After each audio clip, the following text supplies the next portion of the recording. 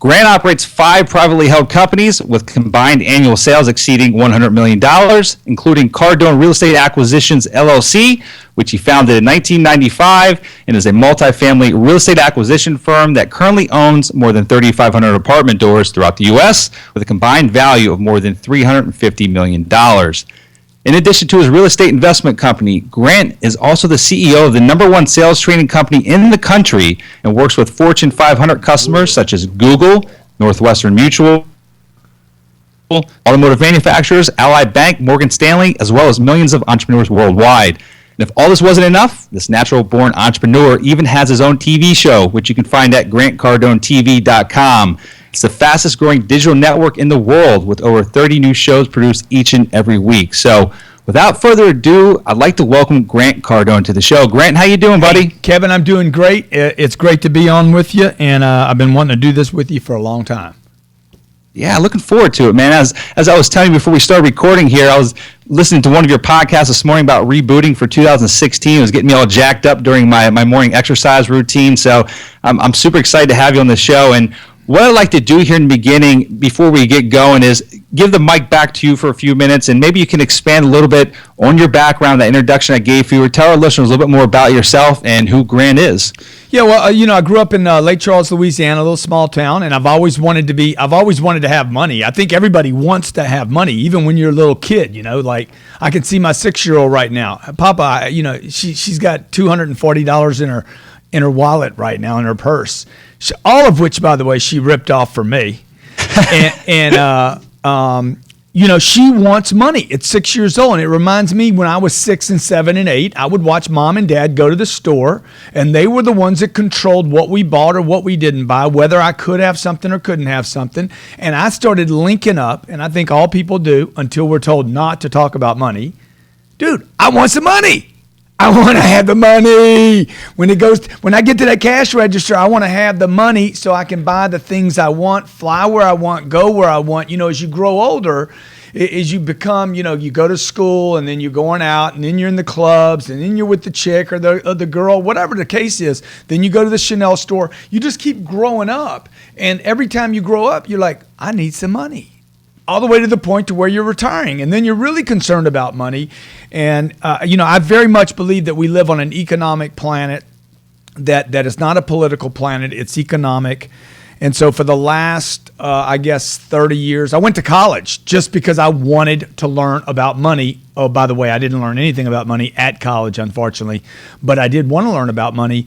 And so for the last 35 years now, I have focused on this for myself. My businesses are built around providing people with great products in the effort that they would give us money, but we would give them more in exchange for the money they give me. And then they would go out and tell more people, hey, you got to go check out this guy, Grant Cardone. He's got great material on sales, or he wrote this great book, or, he wrote this book about how to get out of 2009 and the economy collapsed.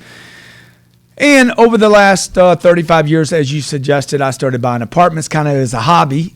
It started out as a hobby. It was my third company, and I started buying apartments. I studied apartments for 3 years in Houston, Texas, moved to San Diego, didn't buy anything for those 3 years, but shopped apartments every weekend. And then bought my first deal. It was 38 units, and I've been buying property ever since. So I'm hooked on real estate. I'm hooked on sales. I love to write. I love to help people. Writing's probably the hardest thing I do, because I have this timeline. But I like helping people become rich. I like watching people go from broke to wealthy, because I did it myself, and I know it's possible. And I know the government's not going to help you. Your mommy and daddy have no clue. I mean, zero clue. The person you do not want to take advice from is your mom or your dad, particularly if they're old and they're a millionaire. If they're old and they're a millionaire, do not listen to them, because they do not know the new way to create money. The last thing I want to be is rich and old, okay? My parents are old and broke, so I don't take advice from them either. Yeah, maybe the last thing is old and broke, but I don't mind being dead and broke. Right. But I don't want to be old and broke. That's how I want to be when I die. I don't want to go to the grave with money in my pocket. In fact, I want my kids to have the money, but I don't want to go to the grave with a bunch of money in my pocket. That's right. Awesome. Well, just real quick, if you wouldn't mind, tell us a little bit about those other businesses. Really, like when you first got into business. So you were young, you went to college, you thought you were going to get out of college and make a ton of money because you just learned all this great stuff and knowledge in college, but that didn't happen. So give me the path you took after college. Yeah, I graduated in 1981, and my first job offer was at a pool company, being a bookkeeper for $1,400 a month. And I was like, I tried it, man. I'd go home, I smelled like chlorine. I remember having a job. Because, in a pool company, they have chlorine tablets and chlorine powder. And you guys with me on this? They got chlorine, dude. So I'm going home. I'm literally like I'm not even in the pool and I'm smelling chlorine. I'm coming home. I'm like, I hated doing these numbers. I'm putting numbers in accounts receivables. And I took the job because nobody else would hire me. And I quit the job. I didn't like the guy. He's trying to shove his religion down my throat. That bugged me out a little bit.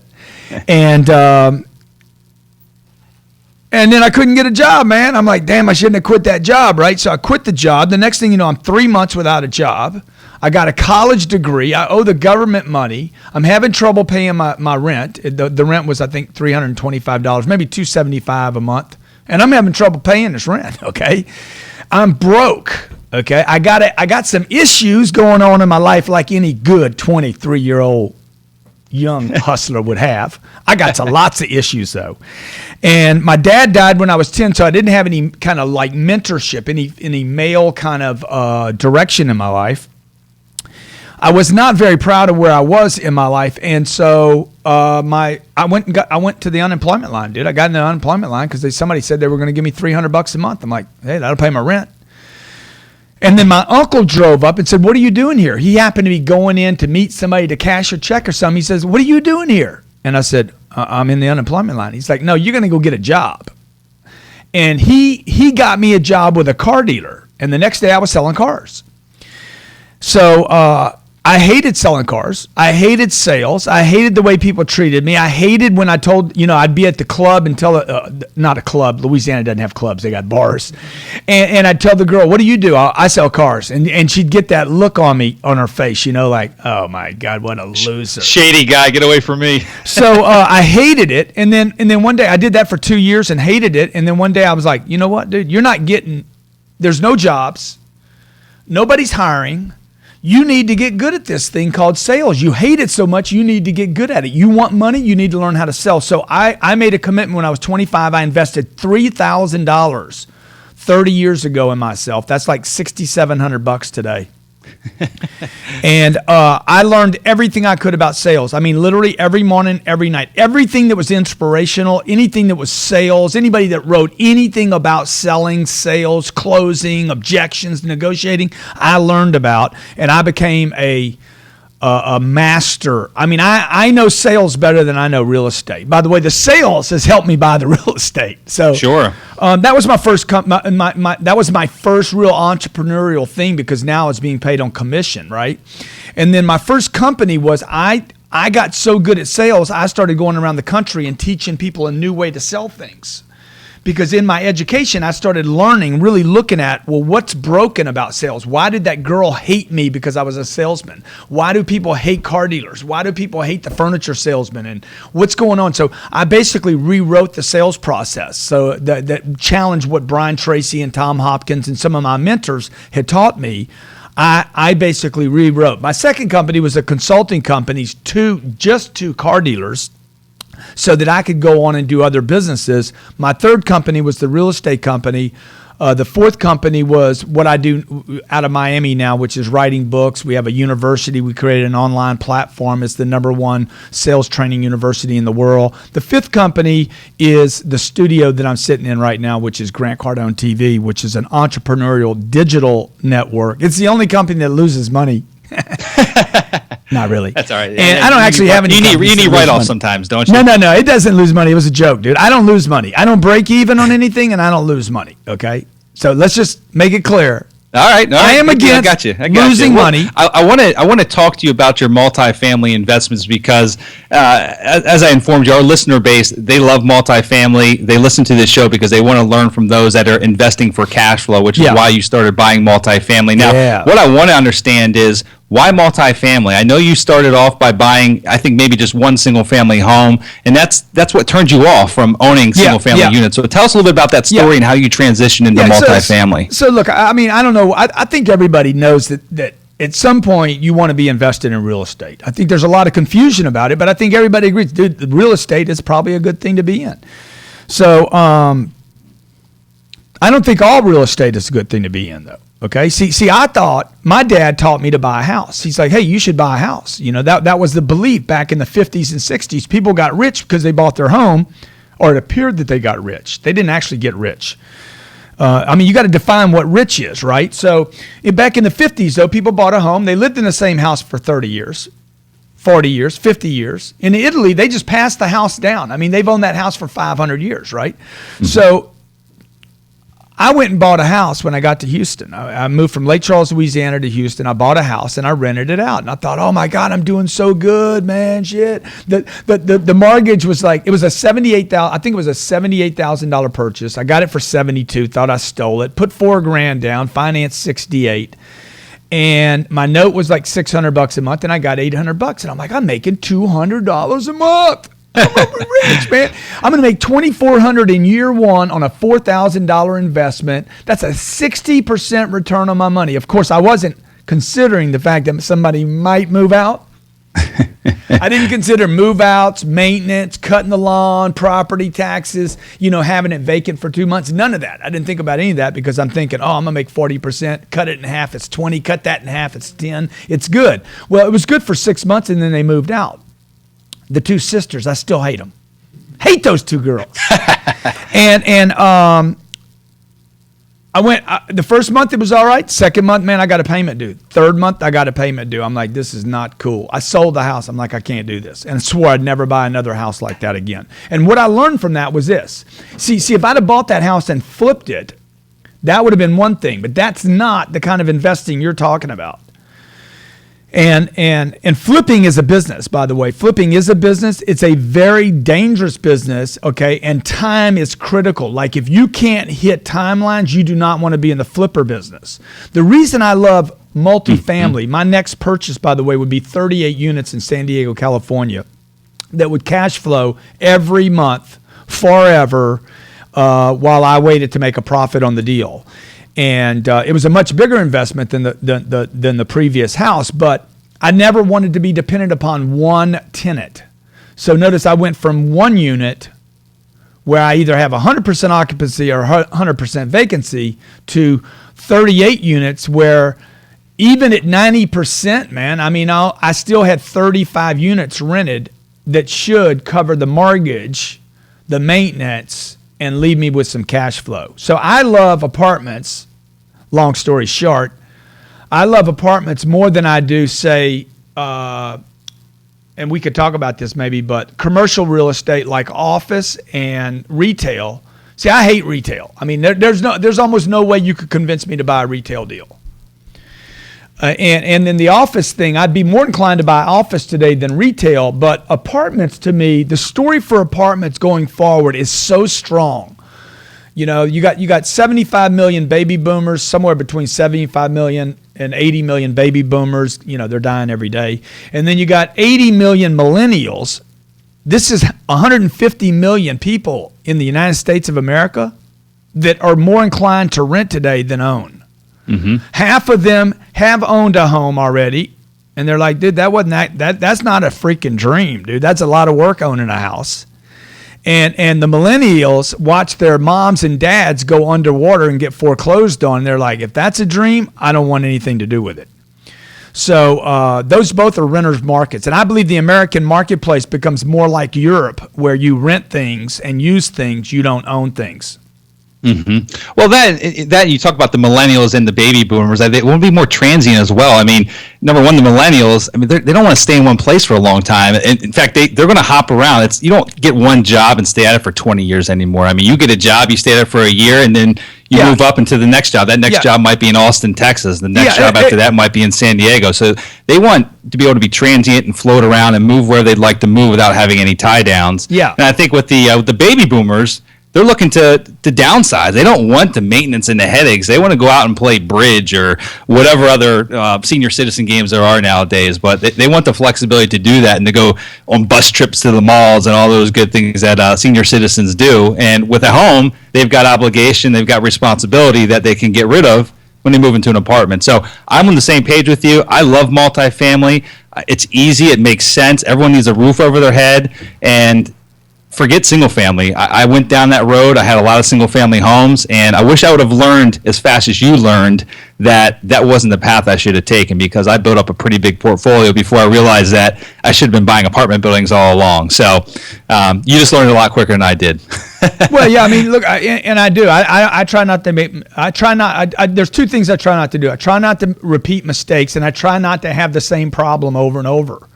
So anytime you have a problem that's a recurring issue in your life, there's something you're not confronting, right? So, see, for me, business, real estate, writing a book, my marriage, the kids, all that, to me, I'm just doing life. I'm not doing, so people are like, man, how do you do all this stuff that you do? The bank was here, PNC was here the other day. I was taking out a guy's loan. I was basically assuming his loan on an 800-unit deal in Nashville, Tennessee. And they said their big concern as a bank was, what percentage of your time do you spend on real estate? And I said, dude, I spend 100% of my time on real estate. And the guy's like, you've written 5 books in 6 years, man. That's impossible. You got a freaking studio where you shoot TV shows. You have a speaking career. You're at Morgan Stanley one day, Northwestern Mutual the next day. You got a plane. You fly around the country. There's no way. I said, hey, listen to me. I spend 100% of my time on real estate. When I'm done with that, I spend 100% of my time on the next thing that I'm doing. When I'm with my kids, I spend 100% of my time with my kids. When I'm with my wife, trust me, I'm giving her 100% of my time.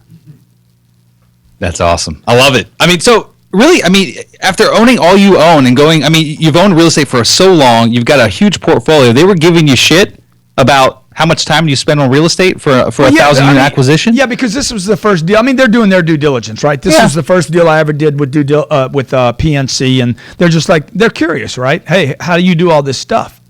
And I think the idea is that nobody can do a lot of different things that it's impossible. I mean, the thing that I like about multifamily, when you scale up and get enough of it, you're allowed the infrastructure to start doing other things, right? So when you rent out one unit, or let's say you got seven units. So you guys that are getting in real estate, you have to think big.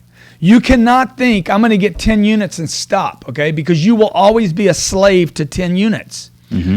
The reason that is because 10 units can only produce so much income. I don't care how much they produce per unit, 800, 1,100, $2,000. You get all the money, $3,000 a month. It's still only $30,000, and $30,000 means you can't afford a manager.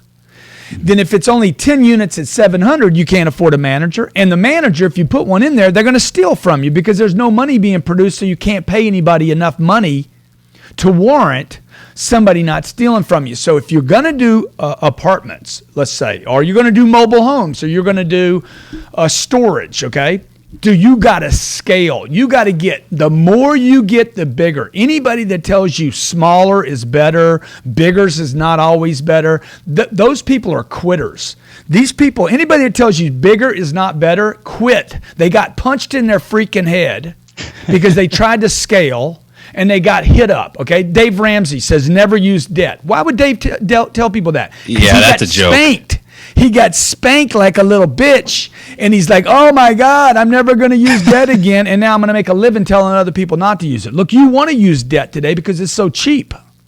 And you want to scale because when you scale, you can get enough income coming in. I don't need to buy a deal that does 20% today. Right? I need to buy good deals that are worth a tremendous amount more money in the future because I'm watching that rent go up. Forget the appreciation of the property. I know that rent is going to go up over time. I'm not banking on appreciation of land or property. I just want that rent to keep banging over time, 2 or 3% a year, or 0, 0, 0 for 3 years, and all of a sudden, boom, 12% a year. I can get that. We're probably in one of those markets right now. And then it levels off again, but it's paying down my debt. It's paying down that debt. And the more debt I have, the better off I am when it comes 10 years from now, 15 years from now, or 20 years from now when I don't want to work as hard. Mm-hmm. Absolutely. So what is that number of scalability? I mean, what's the minimum that you look at, or that if you were speaking to a brand new multifamily investor, and we have new investors that listen to the show, but we also have a lot of experienced guys, but if you were talking to that somewhat new investor that hasn't bought their first multifamily yet, what size would you tell them to look at? Yeah, I mean, look, you got to, if you have single family right now, let's say you have 7 houses right now in Arizona. I got a buddy right now, he's got 7 houses. I'm like, dude, sell them. Sell them as a group, blow them out, and get your cash in 1031 into. Look, you're probably looking for 12 to 16 units as your first deal. I mean, I know it starts putting limits on people because they're like, I don't have the money. Well, look, if you don't have the money, then you're not ready to do it. Don't go do 4 units and be stuck because nobody wants 4 units. I mean, I'm just telling you, who wants 4 units? Or you figure out how to raise the capital. I mean, there's another side of the business and another side of this game. I know you own a lot of your property yourself, outside investors, but that is another part of the business. So if you don't have all the money yourself, that doesn't mean you need to limit yourself to a 10 or 16 unit building. I agree with you. So rather than doing the easy thing, which is just use your money and buy 4 units, use your money and go buy 40 units and go raise the money from somebody else. This is when you got to learn how to market, promote, sell, pitch. You got to have tremendous confidence. You got to believe in the property. You got to be able to convey that, communicate that, not like Dr. Carson. You got to communicate it like Donald Trump, right? You got to get somebody's attention, tell them how good the deal is going to be, and then you got to deliver. Not like Marco Rubio can't pay his bills. You got to deliver, man. So this is why this whole game really comes down to sales. It's not really about buying. When I buy a deal, I'm not buying, I'm selling. I'm selling somebody on why they should sell the deal to me at a price that I can make sense of. So I would tell people, look, the bigger you can go, the better. Okay, I bought one unit, rented it. It was a mistake. The next time I would buy would be 3 years later, and it was 38 units. My first deal was 38 units. It took $350,000. So over those 3 years, what did I do? I stayed at my main job, the job everybody hates. I got great at the main job, so I figured out how to get more money. Second thing I did was like, okay, I'm at this main job. How do I get more money coming in from this main job so I can save more money faster? So when I'm ready, when I got the guts, courage, and the money, then I can pull the trigger. So I just basically saved money for 3 years rather than rushing into a little deal. My first deal was 38 units, okay? Literally, 60 days later, I bought 48 units. I didn't buy anything for 3 years, and within 90 days, I had, 82 units or something? The third deal was 92 units. That would be done by the end of the year. So I went from owning nothing to a couple of hundred units in San Diego County, and then I bought another 300 units in the next two years. And I should have gone faster. That's what I should have done. I wish I would have been listening to somebody like you saying, dude, listen to what this cat's saying. Scale up, go big. The renter market's not changing. I know a lot of people out there are saying, oh, it's over. You know, there's been this incredible inflation of apartment buildings, and it's over now. There's always a market to buy rental property in. I agree with that. I mean, it's all local, right? I mean, what's happening in San Diego doesn't mean it's the same real estate market and the same local economy as what's happening in Tampa, Florida. That's what's happening in Miami. So I want to hit on that point real quick. And you got a lot of stuff in San Diego, which is an incredible market. There's massive barriers to entry with new builds happening. But what are some of the other fundamentals you look for in the other markets that you own real estate in? I don't know which states you own in or which markets you're in, but I'm assuming there's probably some underlying fundamentals you look for in a market, aside from the deal itself, that would attract you to that market. And I'm totally out of California now. I am no longer, in California for a couple of reasons, But that being said, let me just say that like San Diego would be, even though it's very expensive there, if I did not have such a moral issue with the state of California, I would go buy San Diego, California right now at whatever price they want to sell me the property at. I mean, I wouldn't even care about price. Price is the least important thing in a deal, by the way. Everybody wants to evaluate things on price, but price is the least important thing in buying an apartment deal. Expand on that. What do you mean by that? Well, it's the future value. It's the compression in the market. It's the lack of availability of land. Like I'm in Miami right now, okay? I'm in Miami. I'm buying a lot of property in Florida. I think we own probably 3/4, maybe 2/3 of my portfolio is right here in Florida. Now, Miami is very, very expensive here, okay? You're talking 5 caps. But that being said, well, I saw a 5.5 cap in Dallas. Well, what that makes me think, and this is why I look all around the country all the time. I'm always looking around the country. If I'm not in the market, I'm still looking all the time. I'm always hunting. And I look in other markets to know about my local market, right? So when I see that it's very expensive, because what you hear in people in Miami or San Diego say, it's so expensive here. Who's saying that? It's always the locals that say that. Locals do not set the market. The guys coming in from the outside are the ones that create new markets. So you really need to think in futures here, right? Another reason why I like apartment buildings, because apartment buildings, unlike technology, cannot be disrupted. There's no app, there's no technology development, nothing that Elon Musk is going to come up with in his spaceship or his laboratory that's going to be like, apartments are gone. Now we live a different way. It's just not going to happen. So that being said, what I'm looking for are markets that have tremendous compression where I can't really build, and also where there's disparities in rents. I'm looking for rental neighborhoods that go from 800 and then all of a sudden you move over 3 or 4 miles and all of a sudden, oh my God, I can't find anything for under $2,500. That's the Miami market. That's a San Diego market. That's why the big apartment owners, the big conglomerate, publicly held companies, the wine gardens and the big players that own hundreds of thousands of units, they only want property in New York, San Francisco. Thank you. What are the big six? The big six: New York, San Francisco, Chicago, I think, Los Angeles, DC, maybe. Yeah. Anyway. Yeah, no, I got you. I got you. Fair enough. Well, do you have any concerns with this particular buying strategy? Do you have any concerns like buying something at a 5 cap that at some point in time there probably will be a slowdown or a slight correction with rental rates, right? At a certain point in time, rental rates are outgrowing and exceeding job or income growth, right? I mean, so at some point things will become unaffordable and concessions will probably have to be made and things will slow down a little bit. I mean, maybe not in Miami to where there will be overbuilt because there's only so much land in Miami. So you don't have to worry about massive amounts of apartment complexes going up left and right. But do you have a concern that at a certain point you might end up being slightly upside down if you're buying properties at 4 and 5 caps if there is a correction in rental rates? Well, first of all, you're not going to be upside down because you're not. The lenders are not going to let you over leverage, and I think people they don't understand when you do this. And one thing that I did well, particularly in the beginning, I did not worry about legal. I didn't worry about legal. I didn't worry about the loan. I didn't worry about any of that. I worried about the deal, dude, because I knew the bank was going to be my partner in the deal. So my first deal was, I think it was $1.9 million. I put $350 down. The bank's on the hook for $1.6 million. The bank is my partner. The bank is not going to let you screw up the deal. They are going to underwrite the deal. They're going to help you make sure the legal, the documents, they're on your team, right? So again, that's why you need to learn how to sell, man. You got to have the right bank, the right lender that believes in you so you can ask them a question. Hey, you think this deal is good? I mean, every deal I've ever done, I asked the bank, Fannie Mae, hey, you think I'm all right on this deal? I just did a deal with Fannie. We refied something. Before I refied, I said, hey, man, am I overstepping here? No, Grant, there's no way. We got this thing so padded.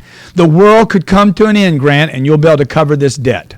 And that's all I care about in bad times. I just want to cover the debt. In 2009, at that time, I think I owned 2,200 units. I didn't lose anything. All my buddies, every one of my buddies busted out. I'm the only guy that was left standing. It wasn't pleasant. It was definitely uncomfortable, okay? I was scared. The bank went under that I owed the money to, but I didn't, and I didn't lose anything. So one, I'm not going to over leverage. I'm probably putting 1/3 down on everything I own. Number two, back to your question about the cap rate, okay? I'm only going to pay a 5 cap if I'm in a... First of all, if it's my first deal, I'm not buying a 5 cap. You guys, you're doing your first deal. You need to go for value add. You need to work your ass off in a deal. You need to buy a piece of garbage in a decent neighborhood. Okay, that's what you're looking for. You're looking for a C property in a great neighborhood or upcoming neighborhood, right? Where you're going to bust your ass and fix that property, improve that property, contract that property to make it better so that somebody else comes in and says, oh my God, man, this is a beautiful property. No brainer. Let me buy the deal. Now, where I'm at in the cycle, I like Robert's responses. the way he watches me here. In where I'm at in the cycle, okay, dude, I'm starting to look for, I'm 57 years old. I'm starting to look for some trophies now. Like, I think I could buy a 5 cap in Miami today, and 10 or 15 years from now, not 3 years from now or 6 years from now, but 15 years from now or 20 years from now, let's say I'm paying $200,000 a door for that deal. Somebody could pay me $400,000 a door for it because there's just not going to be any property. Mm-hmm. So I'm looking for a big bang later because I already got 3,500 units paying me like stupid money. So you're at the point in time in your life cycle which you're looking for capital preservation. I mean, that's where you've worked up. I call it buying up. So you've bought up to the point where you're looking for A-class assets in just incredibly great markets, and you're looking to preserve the capital that you've already built. No, look, man. I'm looking to rip a cover off a ball every day. Okay, I'm looking for freaking Shamu, man. If I could find Shamu, I went to that park. What's that called? SeaWorld. All I can think about is shit. I want Shamu for myself. I want to take Shamu home with me. So I mean, I'm looking to kill something all the time. I'm looking for freaking big deals, but you got to be looking all the time for deals. To find a good deal, you need 50 deals in the pipeline all the time. So I probably got 20 deals on my desk right now. No. You know what I'm going to tell every seller? I'm interested. Man, I love this one. I never tell anybody I'm not interested. Again, we're back to sales and marketing and promotion. You can't get good deals, man, if you're not out there every day hustling. Mm-hmm. And you can't just get good deals because you hustle. You got to know how to talk to people, how to communicate with people, how to sell people, how to convince people you're ready. I put a post on Facebook 2 days ago. I have $40 million to exchange. I'm looking right now. Okay, so I'm always out there hunting. Now, the other thing that you got to do is you got to be able to deliver. If you're going to start making these kind of claims, I'm going to make America great again. If you can only do that so long, dude. I mean, if you don't make America great, then you're not going to get elected next time. So you got to deliver on what you're going to tell people. So I think I answered your question. If you're new to the game, you got 1 or 2 deals, man, you're not looking for a 5 cap. You're looking for value add opportunities where you're going to go in and do floors and kitchens. And you know something about that market. Like, there's a great deal in Clearwater, Kevin, right now. I passed on it just because I didn't think the upside for me where I'm at in the cycle, my personal cycle, was big enough to warrant me doing the deal. But if it was 15 years ago, dude, I'd have jumped all over that deal. That deal would have been such a freaking, I would have been so proud to have that deal. Send them my way. You got it, bro. Please. 204 units. I had it negotiated down to $12,700,000. It's a great freaking deal. Yeah, I'd love to take a look at it, man. Send it my way, man. I like I told you before we started the show, I am not opposed to apartments whatsoever. Mobile home parks are my niche now. I love it. I teach about it. We've done quite well with it, but I still love apartments, and I would buy an apartment in a heartbeat if it made sense. So yeah, let's just talk about that deal and why I passed on that deal. That deal was $12,700,000. It was 204 units. That's $60,000 a door. Okay, I needed to spend 25 of the units are vacant right now. It's concrete block. It was built in 1943. It's about 1 mile from the Church of Scientology. Okay, in Clearwater. So you probably over there on Druid and Martin Luther King. Yep. It's kind of that Martin Luther King Druid neighborhood is a little bit beat up, but they're gonna push. If you watch the Church of Scientology, everywhere they go, the property improves around them. Whether you like that church or not, or you like Scientology, or you understand, dude. I watched them go into Los Angeles. The entire neighborhood, the entire neighborhood improved for miles. Same thing happened in Clearwater. So I look for those kind of things. When I was in Houston, Texas, I noticed that the area in Houston that was strongest in downtimes was the gay and lesbian community. Can I say that on this podcast? Absolutely. Yeah, the gay and lesbian community. Okay? So dude, it almost never got hit, no matter what happened to the price of oil. That community, and I'm like, wow, you need to pay attention to those communities. Literally, more liberal. The more liberal the community are, and the more democratic the community, the higher the property values. If you actually go around the United States of America, the more they talk about let's take care of everybody, the higher the property prices are. And the more Republican they are, it seems like it holds down property values in those rental markets. It's a bizarre thing, right? So look for those little things you can see in your local market that are little telltale signs. That's why you need to start local. And that's why that Clearwater deal, 1943 built, I'm paying $60,000 a unit. There's no way a local's going to buy that deal because they remember when it sold for $20,000 a unit. You get it? That's a good point. You make a good point. But the reason I liked it, it was a 7 cap. It was going to be a 7 cap once it got to 90%. With some debt, that means it would make me 10 or 11 or 12% a year.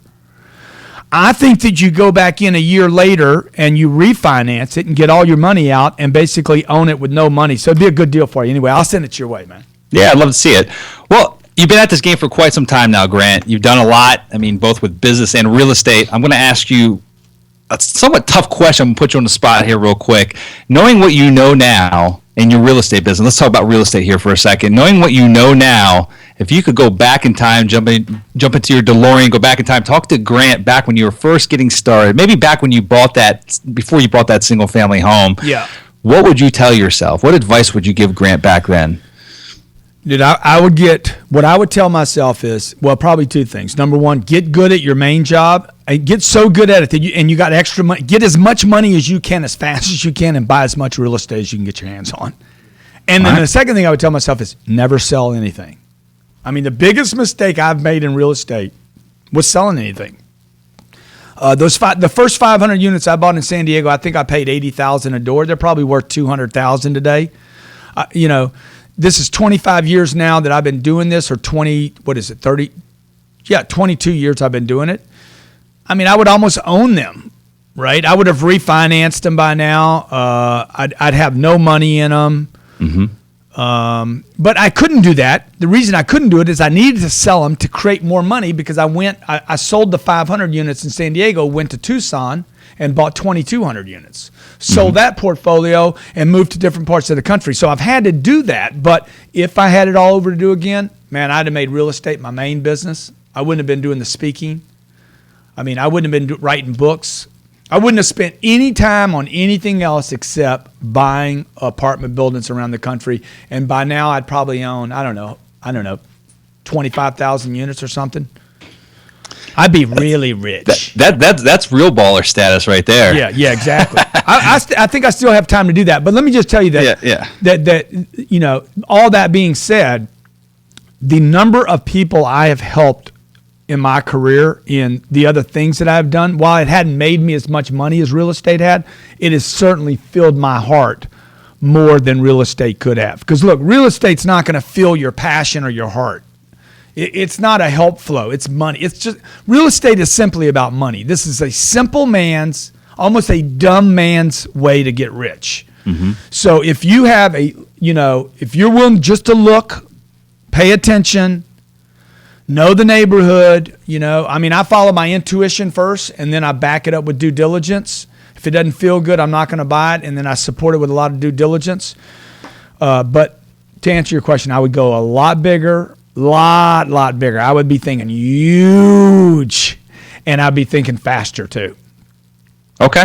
Good deal. Good deal. No, I completely agree with that. And it's funny, I have conversation at least twice a week with listeners from the show that reach out to me, and they have that fear factor of they hear a lot of the guests on the show that have that exact feedback that you just gave us, that they would have gone faster. They would have gone faster, buying bigger properties, done it in a shorter period of time, and they can't get over that mental hurdle, that mental fear, and they keep wanting to go back to I'm just going to start with buying a duplex, which is fine. There's nothing wrong with that, but it actually gets easier to finance these properties as they get larger, especially when you're talking about a 90% occupied, 200-unit apartment building. There's some incredible financing available, and they're extremely easy to finance. Yeah. And I would just tell I would tell the people listening, maybe there is actually something wrong with buying 2 units and 4 units.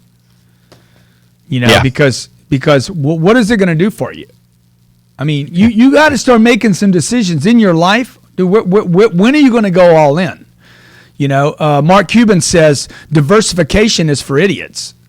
And what he means by that is this. Look, if you don't know what you're doing, the only reason you would diversify is because you don't know what you're doing.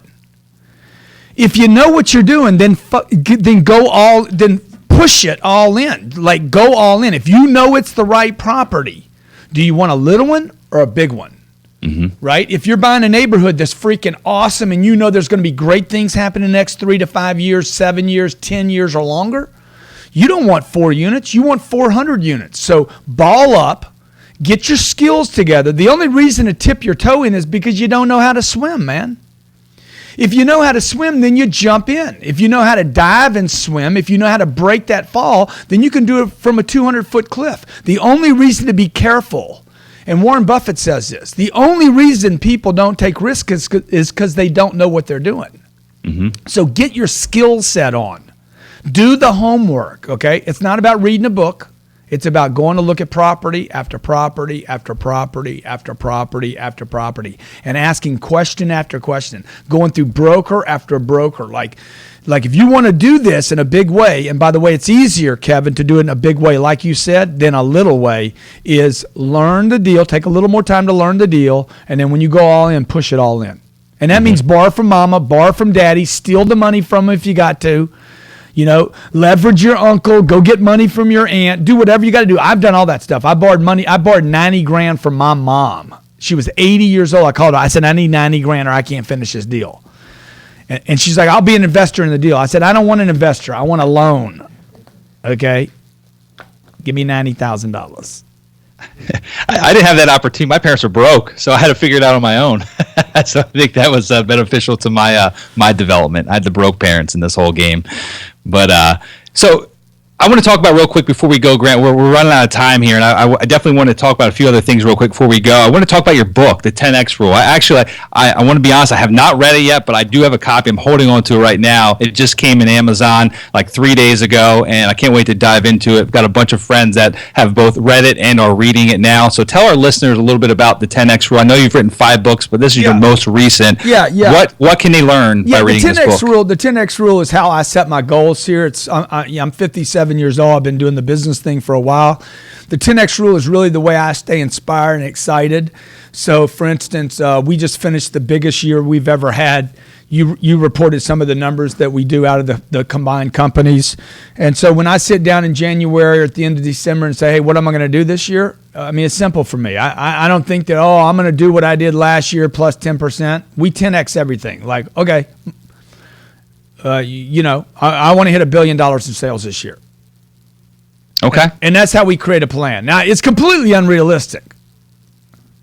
But is it really? No, dude, it's insane, bro. Because it's possible, right? Everything's possible. Yeah, but it's insane what I'm trying to do. It's insane. I don't even have the infrastructure to do this. Okay? You're an insane guy. That's what it's all about, right? Yeah, exactly. but and basically the 10X Rule is about, look, you need goals so big that you're so freaking interested that your dreams keep you up at night. And most people, the only thing keeping them up at night is they need to take a piss. And so I'm like, dude, you got to get some freaking goals and some dreams that are monster.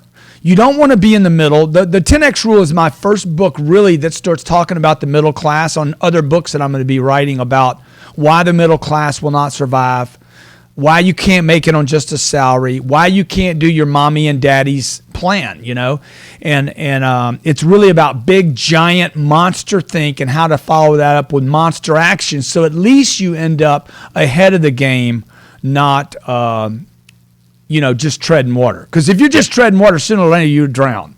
All stories end the same way for the treader. The treader drowns. They sure do, man.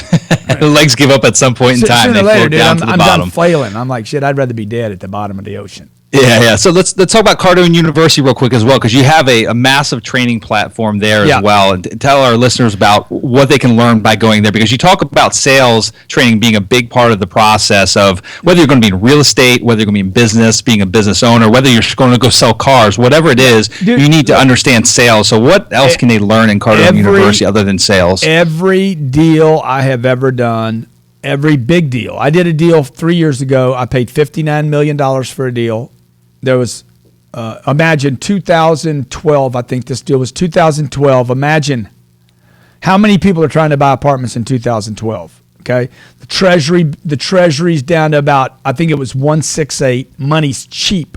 Okay, I can borrow money at 2 points over that for sub 4, 3 and on $58 million, a portfolio of concrete block in a good location in Florida. There's 39 buyers on the deal. I'm the only out-of-state guy trying to buy the deal. How do you get a deal when there's 59 buyers? How? Tell us, please. We want to know. 39 buyers, and the product's going to sell for $60,000 a door.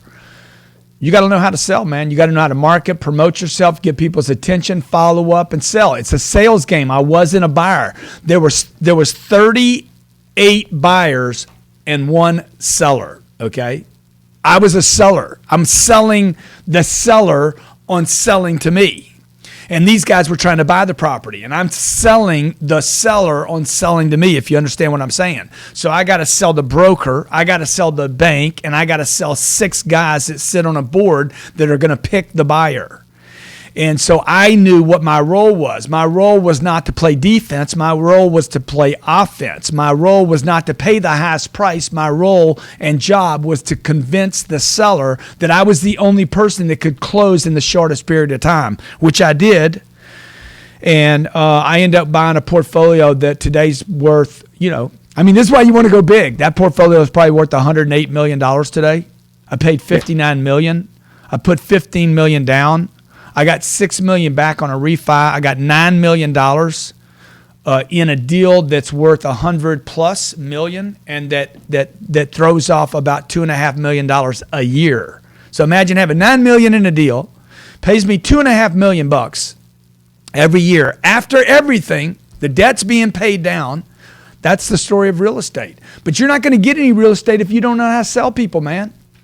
And that's the biggest problem. The biggest advantage I have in a real estate deal is I know how to sell and nobody else does.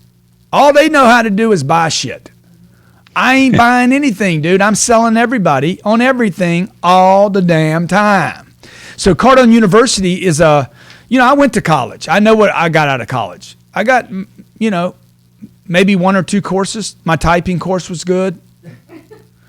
Everything else was a waste of time. I mean, literally I had a course with a CIA guy. That was interesting, but I didn't learn anything. And we created Cardone University for people that don't want to go to Cornell or Harvard or Yale. It's a $13,000 tuition. You will learn everything there is to know about sales, marketing, promotion, follow-up, handling objections, getting in front of people, getting past the gatekeeper. Anything and everything to know with growing a business is sitting in that university. Over 1,500 segments of content that you can watch on video from your phone, a tablet, or a computer. And we just had a special on. I don't know if it's still on, but we'll set it up for your listener, okay? We'll set up a website. We'll do cardoneu.com, and let's add something. So we'll add. What's the name of your show again, Kevin? It's a long one. It's Real Estate Investing for Cash Flow. We're going to do Cardone University, cardoneu.com/Kevin. There we go. Short and sweet. Much better. Hey, if you do that, if you do cardonuniversity.com/Kevin, you can have it for $995. Wow. One time tuition. Awesome. Thank you for doing that. Well, good deal, man. Well, Grant, this has been a ton of fun, man. Very insightful. I mean, I'm super impressed by what you got going on there. You guys are just, you're kicking ass, and I love it. And I think that, the listeners will be, they'll get a lot of value from the show that we just did together. I mean, our whole goal with this show is to teach people about how to build cash flow by buying the correct kind of real estate. The real estate I like is multifamily. The real estate you like is multifamily. It's done quite well for you and your lifestyle, and no, this has been very informational. Yeah. So I appreciate, my friend. Yeah. I really appreciate you taking the time to join us. And before we go here, there's one last thing I want to ask that you would do for our listeners. And you've shared a lot of great information with us, a lot of golden nuggets. But if you had one last final golden nugget of advice, what would that be that you could leave our listeners with? Dude, get great at something. Okay, I mean, one thing I would tell you is you just got to get great at something. Like, I know it seems like a golden nugget, terrible, but. No, it's awesome. Get great at something. Like get Do the thing that nobody else wants to do. It amazes me how many people want a job. They want a salary. They don't want to learn how to sell anything. I had an analyst that worked here in my real estate. And I'm like, dude, you know how to work a spreadsheet, but you don't know how to do anything else. I mean, like, you don't know how to sell people, bro. You got to sell, man. Laziness and fear. Yeah, I mean, I don't even know if it's laziness and fear. I think it's like you got to get on the phone, talk. I need product. I'm trying to buy stuff. So like right now I'm looking for an analyst. I'm not just looking for a guy that can do a spreadsheet. I know how to do a spreadsheet myself. I need a guy that can pick up a phone, call the top apartment owners in the country and say, hey, Grant wants to get on his plane, fly over to you, meet you, and I want to buy some of their product this year, okay? So I'm looking for that guy right now. Any of you have a question you want me to look at one of your deals? Also, Kevin, I'll offer this to your viewer, is email me at GC or email me grant@cardoneacquisitions.com, grant@cardoneacquisitions, and I'll look at your deal for free. Wow, that's an incredible offer. Good deal. Well, Grant, I appreciate it, man. Everything that you've done here for the show. It's been a lot of fun, and look forward to keeping in touch with you. I want to follow your path. I mean, I want to be like you when I grow up. Come on, man. Come on, Kevin. Let's do it, buddy. Okay. Anything I can do to help you, let me know. All right. Grant, take care, bud. Thanks a lot. Thanks a lot.